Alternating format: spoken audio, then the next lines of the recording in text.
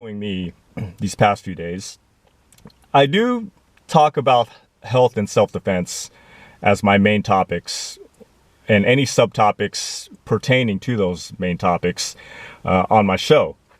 But lately I've been talking about life coaching and also taking out toxic people and specifically narcissists and any manipulation going on in your life if you happen to deal with one, whether they're family, friends, or colleagues, or a micromanaging boss, whatever the case may be, you may be experiencing a narcissist. And I also talk about knowing yourself and balancing yourself and staying on your life path, reaching your goals, not letting anyone get in the way with their abusive behavior and manipulative behavior. Well, today I'm not going to spend too much time as my camera is actually, it's rolling and there's only a limited time on that. But today I'm actually going to talk about, and you're probably wondering about the title, it's called either Ride the Motorcycle, Fly the Plane, or Release the Arrow. Now, before I get into the explanation of that title, I do want to start off with a couple of quotes. And this one's from, I believe, Tony Robbins. I heard it from Coach Corey Wayne, but I believe it's from Tony Robbins originally, where he said, people tend to major in minor things in life. And the second one, I believe it's from Tony Robbins as well, it's what you focus on tends to expand. I'll repeat those two quotes. People tend to major in minor things. And the second quote is, what you focus on tends to expand. And I'm going to explain the title, and then it will perfectly segue right into what I'm going to talk about today. So I used to ride motorcycles. That was before I had my first major layoff from work, so I didn't have the money to pursue getting a motorcycle or continue with training and lessons. That went into addition with learning how to fly a plane, particularly Cessnas and Piper Warriors. And for those of you who don't know, they're those small planes that you see possibly flying over you when you're at the store or maybe at your home. So that's what I mean by Cessnas and Piper Warriors, and there's also Piper Arrows. So I was I took a couple of introductory lessons in flying those types of planes, and it was really fun. Now, with those two, as far as motorcycle riding and flying the plane, we're taught, and definitely with motorcycle riding, I took more lessons on that. You're taught that no matter where you go or how you turn, always look to where you're going, because you're going to feel that there's an off balance. So I remember when I was with one of my instructors, and even like I was riding behind him, so he was just showing me how to maneuver and go through the cones and all that. But he felt it when I was looking the other way. So for instance, if he was going left and I turned my head right, or I was doing a slight lean to the right, he would ask me jokingly, "Where are you going?" And he could feel that while he's steering the motorcycle. And he would always emphasize, always look where you're going, or something bad's really going to happen. So even if you turn your head a little bit, you're going to feel it when you steer that motorcycle. And the same thing I could say for a plane as well, when you work with the rudders that help turn the plane. And it's like anything in life. You always want to look where you're going. I believe in race car driving school, they tell you the same thing, that even if you spin out of control, you got to look to where you're at, or you're going to, see, if you look at a wall, you're going to hit the wall. But if you're panicking and you're spinning out of control, if you look forward, you're going to go forward. So the whole point of this is look where you're going and focus on where you need to go. And that goes with the part of the title of releasing the arrow, and perfect timing since I'm about to practice on my archery, where of course you're going to focus on the target where you're at. You don't want to look all over the place. You want to keep calm. You want to stay centered and let the arrow just take its course. Once you release the arrow, that's it. There's no turning back. So make sure you have your eyes on the prize and the target. And so that relates to the two quotes at the beginning of people tend to major in minor things, and what you focus on tends to expand. And to take these concepts a step further, you have to ask yourself, in regards to your goals, what are you doing each day? Look at the positives and the negatives. The positives, are you attaining productive goals? What steps are you taking? Are you even taking at least one thing or doing one thing that would help you towards your goals, or take a step or a couple steps also towards your goals? Or are you veering towards some useless nonsense bullshit? Some hullabaloo is what I believe that's what the word was, the slang word for it. That bullshit. It's when you focus on the negatives. Are you on social media, getting into other people's business and getting into their drama? Or do you have any addictions that are holding you from where you need to go in life, what you need to do, rather than turning your head towards the direction that you need to go, regardless of the situation? If your life is spinning around, such as if you're in a race car driving school and your car spinning around, are you looking forward?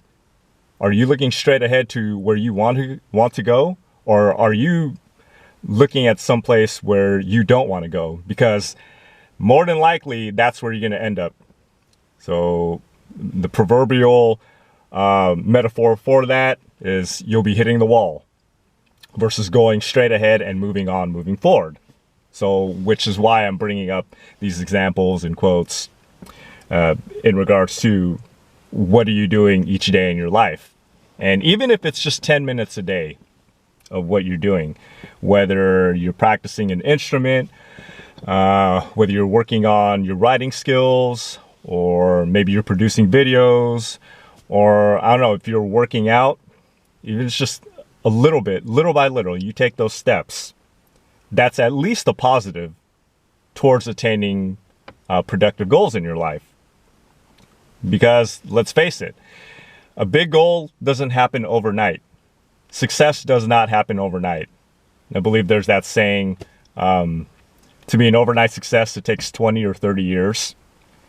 And we're in a society of entitlement where everyone wants things as a quick fix, and they want an instant gratification is the phrase that I'm looking for. And so those are my first principles. And then the second one is the people in your circle and what they involve themselves with. Look at their lives. I'll start with that. Look at their lives. Are they producing positive behavior? Are they being productive in their life? Are they in a place where you want to be? Or is it the opposite? Are they bringing you into drama? Are they making you very depressed? So, which is what I call re-looping and looping. These are cycles. And I remember in my undergrad psychology classes where, you do this feedback loop. And this is where I think cues and mantras come in. It's kind of like with Muhammad Ali saying that I'm the greatest, and it got to a point where he believed it, and lo and behold, he is definitely a legend, and a lot of athletes use that as well. Hence, we use the term sports psychology, and that takes me back to my undergrad classes as well in sports medicine kinesiology about how to make a better athlete. And yes, it is with the physical aspect and the nutritional aspect, but the mental aspect, I think that's what most of the public tends to overlook. And people would think, oh, psychology, and what can you really get off that? Oh, what kind of jobs and so forth? And that's not really a profitable profession unless you get a doctorate degrees or a master's in that. But you also have to realize, though, that psychology plays a big role in what you do in your life. Hence, when I'm going back to what are you doing each day, the positives and the negatives. If you're going to be throwing negatives and that self-talk, that's going to fuck you over. Am I right? And that's going to put you into a shitty mood, and you're going to be treating everyone that way. And then they may reciprocate that. Hence the re-looping and looping, the cycles. Or things such as social media and the addictions. And looking at certain people where, okay, do they have the life that you want? Or are they just putting in drama that you don't want to deal with, and you should be dealing with your goals and what you need to focus on in your life. And on a side note, it reminds me how I forgot where I saw the quote or the meme where it was asking, why is it that social media is always the first to know about people's problems? And I think some of you can relate to that. People like to dump their baggage. I mean, such as if people have vandalized your property or you went to an ugly ass breakup. I mean, social media is usually the first to know. And I mean that as in the first to know before everyone else, before your friends. I mean, once that's on social media, that is the very first thing that knows before all your friends and acquaintances tend to know what's going on in your life. And so I think it's very important. Here's the thing with psychology. And are you feeding your mind with positives or negatives? Who are you surrounding yourself with? And re-looping and looping the cycles. And so the third and final point, or the points that I'm going to give you, is taking accountability. And again, I mean, are you doing at least one or two things toward your goals each day or night? Are you going to, or are you doing negatives? Are you going into your addictions? You're fucking yourself over with 10 hours of social media, people's drama? Or are you in the gym? Are you hitting weights? Are you improving on your nutrition? Or are you eating and putting junk every day? Are you over drinking, over consuming alcohol, or doing some hardcore drugs, hurting and damaging yourself? So definitely taking the accountability to that. There's a saying, when I used to compete in natural bodybuilding, I remember they were giving some goodie bags. One of the shirts, or a shirt that they gave in those, I love what it said. It says, "Nothing works unless you do." I'll repeat that. "Nothing works unless you do," is what it said on the shirt. And as a matter of fact, I still have that shirt because I love that screen printed phrase on there. It holds so true. And so there's my take on taking accountability. And on a side note, everyone has flaws, but it's how you handle them in relation to what you want to accomplish. So again, there we go, taking accountability. So you could either, everyone's going to have problems, everyone's going to have challenges in life, but do you react to it or do you respond to them accordingly? And that's another side note, is do you react to certain things or do you respond?